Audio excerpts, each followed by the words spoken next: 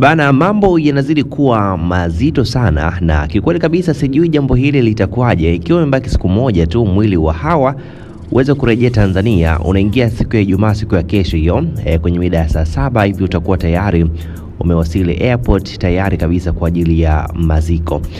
Sasa kuna vitu mbalimbali ambavyo mama mzazi wa Hawa kumbe alishawahi kuongea siku za nyuma kidogo kuhusiana na issue nzima ya ugonjwa wa Hawa, na anasema kwamba yeye alikuwa anashangazwa sana na ugonjwa wa Hawa kwa sababu ugonjwa huu ulikuwa si ugonjwa wa kawaida, na anasema kwamba kwa mara ya kwanza aliona mwili wa Hawa unatoa funza ndogo ndogo, na Hawa hapo bado alikuwa mzima kabisa, na inasemekana kwamba si jambo la kawaida kwa mtu mzima kutoa funza. Hilo ni jambo ambalo mama wa Hawa alikuwa anajiuliza, na kuna vitu mbalimbali ambavyo amefunguka.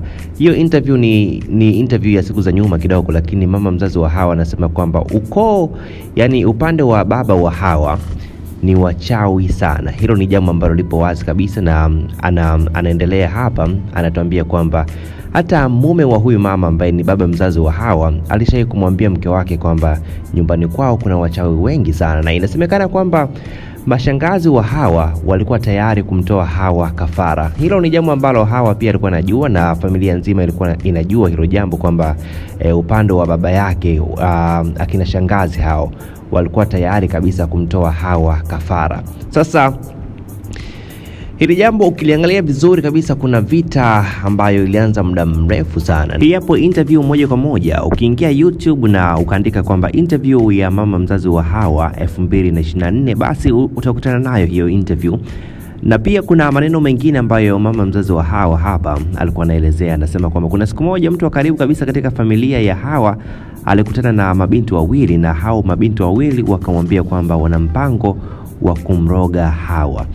Hilo ni jambo ambalo lipo, na utasikiliza vizuri kabisa utajua kwamba huu ni mpango ambao pengine ulipangwa na watu wa karibu kabisa na Hawa ili kumroga na kumpoteza kabisa au kumtesa na vitu kama hivyo. Lakini kitu ambacho kimeshangaza zaidi, kumbe familia ya Hawa ilikuwa mwanzoni kabisa na mpango wa kumtoa kafara. Hiyo ni familia upande wa baba wa Hawa, ambao sasa kuna mashangazi na vitu kama hivyo. Wote hawa inasemekana kwamba walikuwa na mpango wa kumtoa Hawa kafara. Sijajua ni mila au ni nini hasa ambayo ilipelekea iwe hivyo.